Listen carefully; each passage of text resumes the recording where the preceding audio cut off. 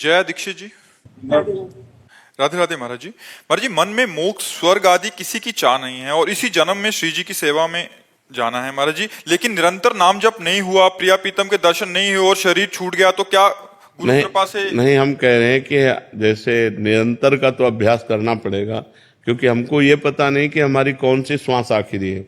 यदि हम राधा बोले और हमारा श्वास छूटा तो हम किशोरी जी के पास पहुंच जाएंगे। हम पहली बार राधा बोले और अभी हमारे प्राण निकल जाए तो हम किशोरी जी के पास पहुंच जाएंगे। तो ये इसमें अंतिम समय अगर भगवान नाम उच्चारण हो जाए तो चाहे जितना पातकी जीव हो वो भगवान को प्राप्त हो जाता है। तो हम जो बार बार नाम जप कर रहे हैं उसका हमें यही लाभ लेना है कि कौन सी श्वास अंतिम हो मुझे पता नहीं, इसलिए मैं हर समय राधा राधा बोलता हूं। तो जो अंतिम श्वास होगी उसी में राधा बोलकर मर जाऊंगा तो श्री जी की प्राप्ति हो जाएगी। बस हमारा जो खास चिंतन है वो है कि अंतिम श्वास हमारी भगवत चिंतन में होनी चाहिए, तो इसीलिए हम अभ्यास कर रहे हैं। और जो जीवन भर भजन करता है और अंतिम समय बेहोश हो जाता है, मरने के समय मान लो नाम जप नहीं हो पाता, तो फिर पूरे जीवन के भजन का फल उसे मिलता है कि अंतिम समय उसके हृदय में निकल पड़ता है राधा राधा, बेहोश स्थिति में निकल पड़ता है और वो भगवान को प्राप्त हो जाता है। ये जीवन के बड़े बड़े महापुरुषों के, इसलिए खूब नाम पे लगो। ये प्रमाद मत रखो कि नाम जप नहीं होता। क्यों नहीं होता? नाम जप तो ऐसे राधा राधा राधा राधा राधा राधा राधा राधा राधा राधा राधा राधा, फिर धीरे धीरे और इसको लाओ। अब चल रहा है राधा राधा, फिर मानसिक चलाओ राधा राधा राधा राधा। अभ्यास करो तो सब काम करते हुए नाम जप बहुत अच्छे से हो सकता है। अभ्यास केवल करना चाहिए। अभ्यास नहीं करते तो एक बोझा सा लगता है, और जब अभ्यास करते हैं तो हर कार्य करते हुए नाम जप हो सकता है। महाराज एक बार पूछा ना, महाराज निरंतर जाम मतलब जाप करता हूँ तो नहीं हो पाता, मतलब कभी तो ज्यादा होता है, कभी इधर चलता रहता है, कभी नहीं हो पाता। तीन गुण हैं, उनका प्रभाव पड़ता है। जब रजोगुण तमोगुण से प्रभावित हृदय होगा तो भजन नहीं होगा। तो कैसे महाराज फिर उद्धार कैसे होगा? हाँ, उस समय हमको फिर जबान से रगड़ करनी पड़ेगी। एक होता है जब सतोगुण होगा तो मानसिक भजन चलता है कि बिना प्रयास के, बिना किसी दिक्कत के चल रहा है। और जब रजोगुण आएगा तो वो कामना में विक्षेप डालेगा, बार बार भजन में विक्षेप पड़ने लगेगा।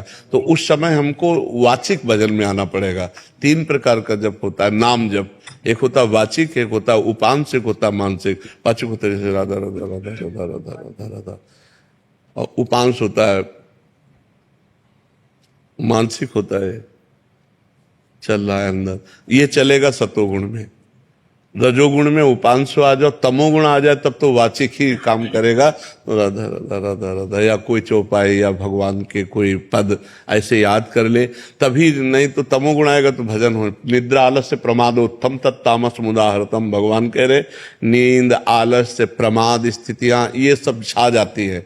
और जब रजोगुण आता है तो भोग की इच्छा, धन की इच्छा, मान की इच्छा, बड़ाई की इच्छा, ये इच्छाएं विक्षेप डालने लगती है। और जब सत्वगुण आता है तो भक्ति भाव, दया, करुणा, कृपा, ये सब बातें अंदर आने लगती है। तो हम सात्विक भोजन करें, सतोगुण को बढ़ावें, राजसिक और तामसिक भोजन का त्याग करें। और जब रजोगुण तमोगुण आ जाए तो उससे परिचय प्राप्त करना चाहिए कि इस समय रजोगुण आ गया, अब भोगों की इच्छा हो रही, इस समय मान प्रतिष्ठा की इच्छा हो रही, ये रजोगुण आ गया।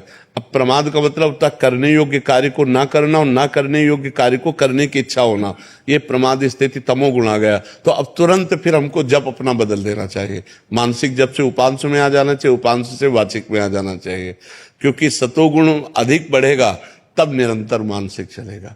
और एक बार चल पड़ा अच्छे से मानसिक पूरा 24 घंटे तो तमोगुण रजोगुण को बाधित करता रहेगा, वो आ ही नहीं पाएंगे।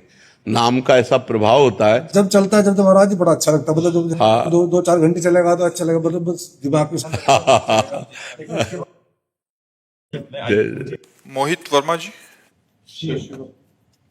महाराज जी, हमारे घर में हम सभी चाहते हैं कि हमारी संतान के रूप में एक महान भक्त प्रकट हो, उसके लिए हमें क्या करना पड़ेगा? आराधना खुद करनी पड़ेगी। जब तक माता और पिता भक्त नहीं होंगे, भगवान के चिंतन परायण नहीं होंगे, सतोगुणी नहीं होंगे, तब तक भक्त संतान कैसे? ये तो बड़े भाग्य होते हैं। कुलम पवित्रम जननी कृतार्था वसुंधरा पुण्यवती चैन, वो भूमि पावन हो जाती है, वो कुल पावन हो जाता है, वो माँ जय जयकार करने योग्य हो जाती है जिसके पुत्र भगवान का भक्त पैदा हो। नाम प्रसंग कहत उपदेश, जहाँ या धर्म धन्य सो देश, धन्य सो कुल जो जन्म भयो, धन्य सो तात धन्य सो माय, संतत सकल सुनो चितलाय। श्री हरिवंश। जो भगवान का नाम जप करने वाला भक्त जिस कुल में पैदा हुआ, वो देश धन्य, वो गांव धन्य, वो कुल धन्य, वो माता पिता धन्य, जिसमें भगवान का अनुरागी भक्त। तो इसलिए कुछ नियमों का पालन अगर करे और भगवान का भजन करे तो भक्त संतान होने की संभावना है, वो भी भगवान की कृपा से। पहली बात तो जिस दिन से गर्भ आ जाए उस दिन से माँ और पिता दोनों ब्रह्मचर्य रहें, पति पत्नी दोनों ब्रह्मचर्य रहें, और सात्विक भोजन पावें, तीर्थों का अवगाहन करें, शास्त्र का स्वाध्याय करें, नाम जप करें और भगवान से प्रार्थना करें, तो जरूर भगवान का भक्त गर्भ से प्रकट हो सकता है। दूसरा कोई उपाय नहीं। संसार का त्याग करके रात दिन भगवान में चित्त जोड़ना है, बहुत बड़ी बात है, ये बहुत बड़ी बात है। तो ऐसा करे, भगवान से प्रार्थना करे और संयम से चले, नाम जप करे, तो वही संस्कार गर्भस्थ शिशु में पड़ेंगे तो जरूर न जरूर भगवान का भक्त या देश भक्त पैदा हो जाए तो जीवन कृतार्थ हो जाए।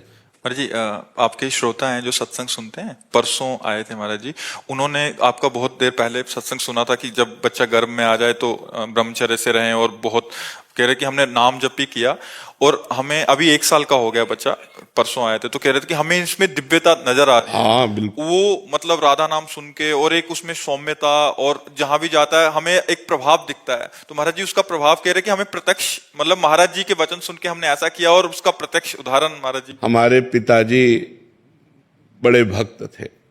इस शरीर के जो पिता कभी जूता पहन के हल नहीं जोता, नंगे पैर हल जोता, और संतों की सेवा।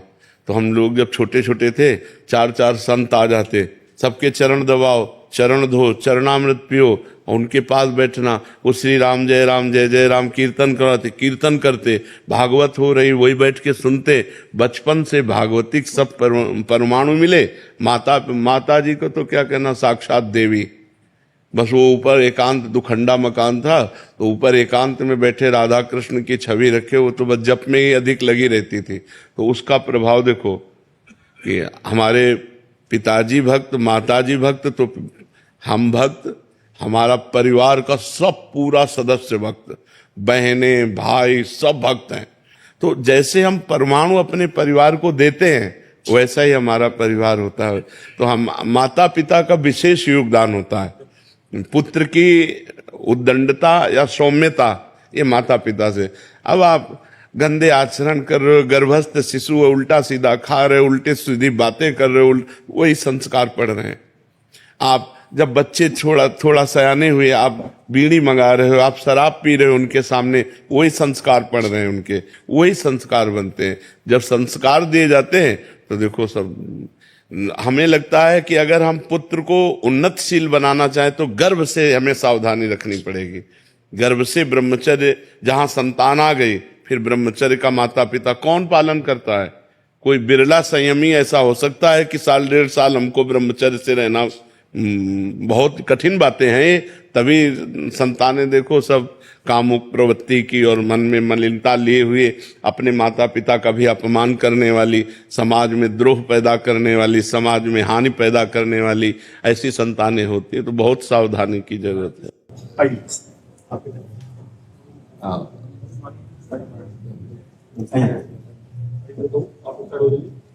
आपकी ऊर्जा लेने के लिए ही आए हैं।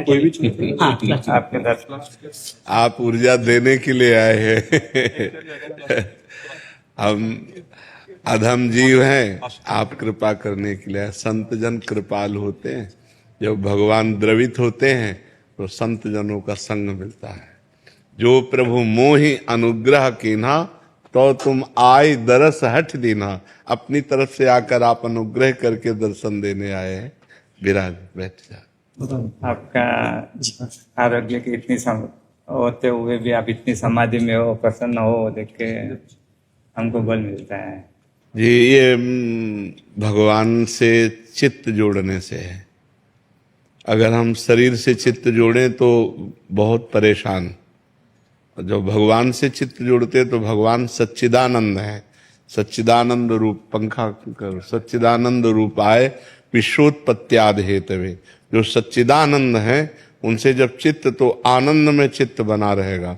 और शरीर नाशवान है, परिवर्तनशील है, दुख में है, इसमें चित्त नहीं देना, इसको गंभीर भाव से सहना है।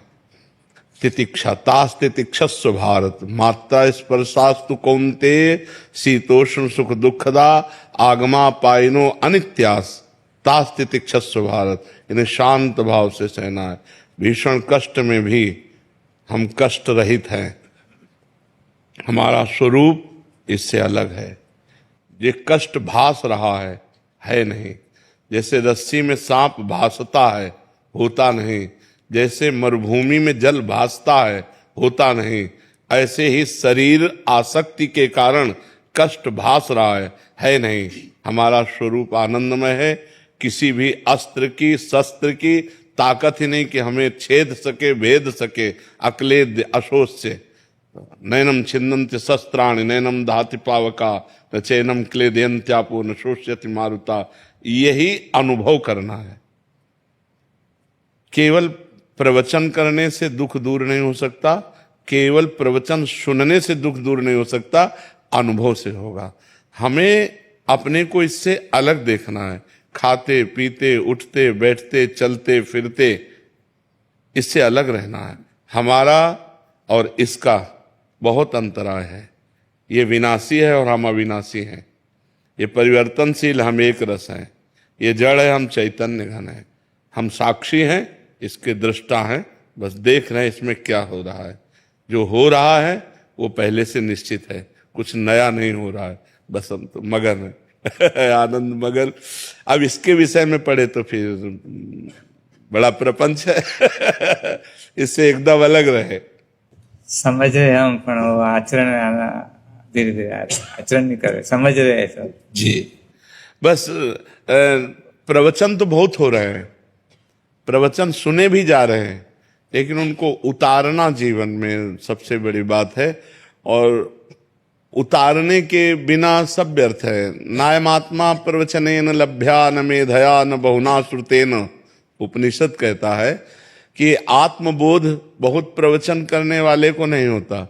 ये आत्मबोध बहुत प्रवचन सुनने वाले को नहीं होता। ये उसे ही होता है जो स्वीकार कर लेता है, जो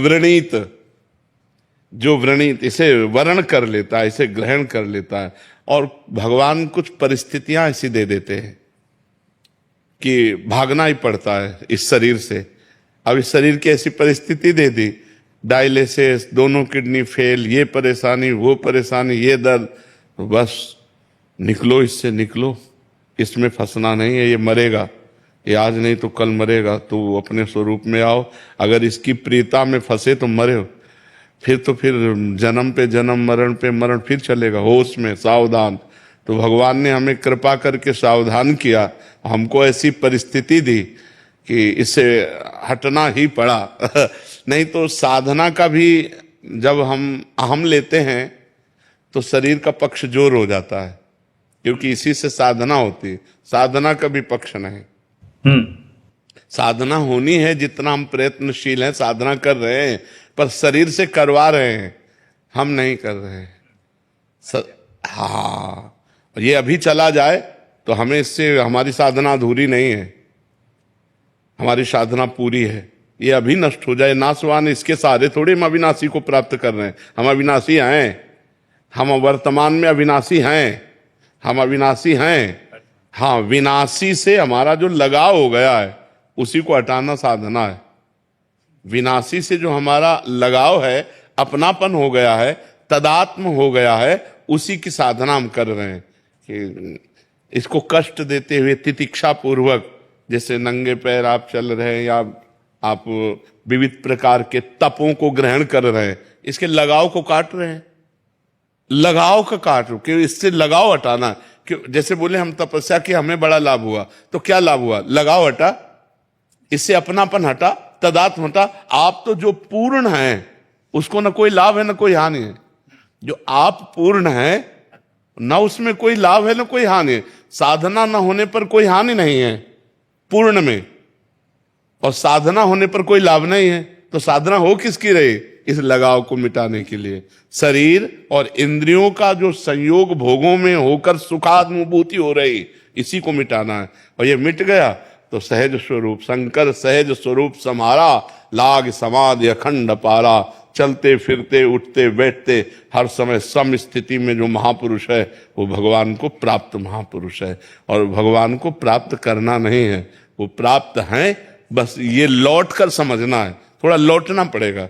ये जो बहिर्मुख होकर हम जगत में फंस गए हैं, अंतर्मुख होकर के बस उसे लौट कर समझना होगा।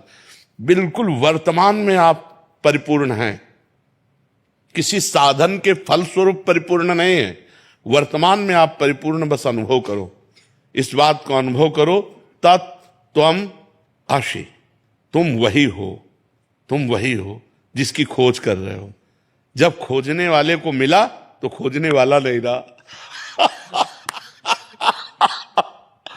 जब खोजने वाला जिससे मिला तो खोजने वाला नहीं रहा, क्योंकि वही था, वही था। दूसरा कोई था नहीं। बस ये अनुभव हो गया तो हर समय, क्योंकि आनंदमय अपना स्वरूप है ना, और दुखमय शरीर है, तो दुखमय शरीर से आनंदमय स्वरूप की यात्रा हमारी है। जो मृत्युर्मा अमृतम गमय, जो मृत्युमय शरीर में हमारी आसक्ति है, इससे हट करके अमृत स्वरूप जो हमारा स्वरूप है, उधर चलने की यात्रा है। उधर लौटना है। अपने जो मना कष्टान इंद्रियाणी प्रकृति स्थान कर सती, वो परमात्मा स्थान है, इनको लौटाना है। अंतःकरण को समत्व में लाना है। जहां अंतःकरण सम हुआ, संकल्प विकल्प रहित हुआ, आप मुक्त स्वरूप हो।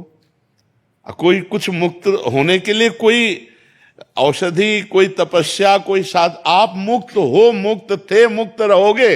भाई यही समझने के लिए जो शरीर राग है, जो भोग राग है, जगत राग है, उसी को काटना है, उसी को काटना है। जिस साधन का अभिमान कैसे नष्ट होगा? गुरुजनों की सेवा में। गुरुजनों की सेवा में जब हम रहते हैं तो जो साधन बनता है तो गुरु कृपा से बनता है। जब गुरु कृपा से बनता है तो हम उसमें है ही नहीं, हम उसमें है नहीं। और जब हम उसमें नहीं हैं तो हमको फिर ज्ञान प्राप्त होना शुरू होता है।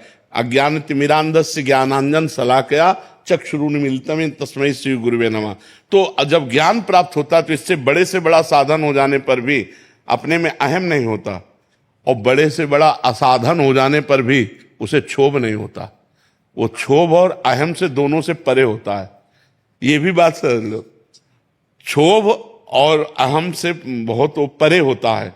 जब गुरु कृपा से ज्ञान प्राप्त हो जाता है तो ना कोई प्रायश्चित होता है, ना कोई क्षोभ होता है, ना कोई हर्ष होता है। वो एक रस स्थिति है, गुणानुगुण वर्तनते मनुष्या पार्थ सर्वसा। गुणों से ये संचलित है, ये इसमें जो हो रहा है वो गुणों के द्वारा रहा है। इसका मैं करता नहीं हूं, इसका मैं भोगता नहीं हूं। बहुत आनंद का विषय है।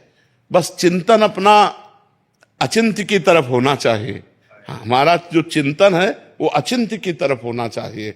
बस ये जागतिक चिंतन नहीं होना चाहिए। साधन के अभिमान का आंकलन कैसे किया जाता है कि हमें है या नहीं है? जब साधन का अभिमान होगा तो हमारा जो गुणाभिमान है वो दूसरे का परीक्षण करने लगेगा। जब अहम हो जाता है ना तो सब नीच दिखाई देते हैं, अपने सर्वश्रेष्ठ दिखाई देते हैं। और जब साधना पक्की होती है तो सब में मैं ही दिखाई देता हूं, दूसरा कोई होता नहीं। ज्ञान में और भक्ति में सब में प्रभु दिखाई देते हैं, तो नीच की बात कहाँ आई? अगर नीच की बात आ रही है तो गुणाभिमान है। और जब अपना मैं स्वरूप, आत्मस्वरूप सब दिखाई दे या सब भगवत स्वरूप दिखाई दे तो अभिमान कैसे आ सकता है? भक्ति में मैं सेवक, सचराचर रूप स्वामी भगवंत, मैं सेवक हूं, चराचर रूप में भगवान है। और ज्ञान में जो मेरी आत्मा है वही सब रूपों में विराजमान है, दूसरा कोई है ही नहीं। जब दूसरा कोई है नहीं तो अभिमान किससे करें? अभिमान द्वैत से होता है, और जब द्वैत ही नहीं है तो अभिमान कैसा? तो इसलिए बहुत आनंद का मार्ग है। बहुत अच्छा लगा, बहुत अच्छा लगा। जी प्रार्थना करते हैं आपके लिए कि आपका शास्त्र हर दिन में करेंगे, करते ही है। बहुत बार आपका वीडियो भी हम सुनते हैं, ज्ञान सुनते हैं, तो भी ऐसे होता है कि इतने अच्छे संत है तो हम भी भगवान से प्रार्थना कर, जो होने वाला तो आपने बताया कर्म तो करेंगे ही, तभी हम प्रार्थना करेंगे आपका स्वास्थ्य शरीर। आप संतों की प्रार्थना से ही चल रहा है, नहीं कब का मिट गया होता। हमारा चले तो हम लोग हमारी किडनी आपको दे दे। दोनों किडनी दे दे। ऐसी हम भावना भाते हैं जी हमारे समग्र जिन शासन में अंदर एक बहुत बड़ी तप योगी गुरुदेव है, उनका नाम हंस रत्न सुरेश्वर जी महाराज साहब है। और नामस्मरण में 18 घंटा तक और नाम स्मरण में अपने उपवास के साथ, जैन का उपवास तो खाना नहीं होता है, उबला हुआ खाली दिन को पानी पीना है, और बहुत बड़ी तपस्या उन्होंने की है। बहुत बड़ा विश्व में भी उनका तपस्या में और नाम स्मरण में, योग में खास बहुत टाइम से आपसे फॉलो कर रहे हैं। मैंने बताया वो हम जीवन में भी हम बाहर गए, हम अंदर आएंगे। आपने जैसे बोला तपस्या बरोबर है, वो तो निमित्त है, अंदर से उतरना अपना। आपने जो बताया उसके अंदर हम थोड़ा चेंज करेंगे, आत्मा में भी बहुत आगे चेंज करेंगे थोड़ा बहुत। और भी बात बहुत है, अभी अंदर आने का प्रयत्न करें, अवेयरनेस लाएंगे। बहुत बहुत आपका उपकार, इतना समय एक वस्त्र खाली आप मुझे आशीर्वाद दीजिए कि आपके जैसे हम हो, बस यही बड़ा वस्त्र है। एक सब साधकों को दो, सब साधकों को एक आपकी कृपा दृष्टि मिली ना, वो हमारे लिए बहुत है। इससे बड़ी चीज कोई आपका नहीं। प्यार, आपने अभी बताया कि कृपा वही बड़ी बात है, गुरु की कृपा। ये जो आपका प्यार मिला ना, हमारा हृदय एकदम आप प्यार मूर्ति हैं। का चरण स्पर्श मिल सकते हैं हमको। अरे महाराज जी, इतने उपासों में भी पद यात्रा ही करते हैं पूरे भारत भर में। खाली नहीं, इस समय हमारे जैन मुनियों ने जो हमारी संतों की परंपरा रही है, पूर्व संतों की परंपरा रही है, बहुत सांगोपांग निर्वाह कर रहे हैं।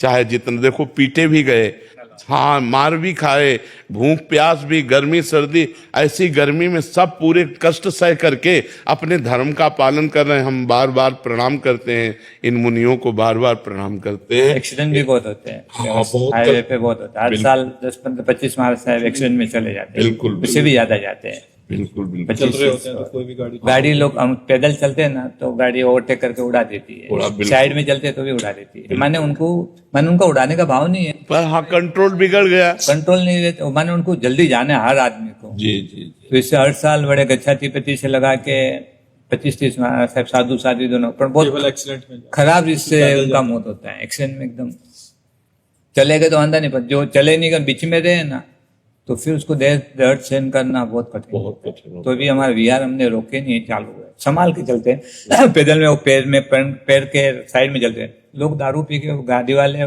कांच की बाटल फेंक देते हैं, तो लगते हैं विहार में। तो, हाँ, तो इसलिए हम थोड़ा रोड पे चलते हैं।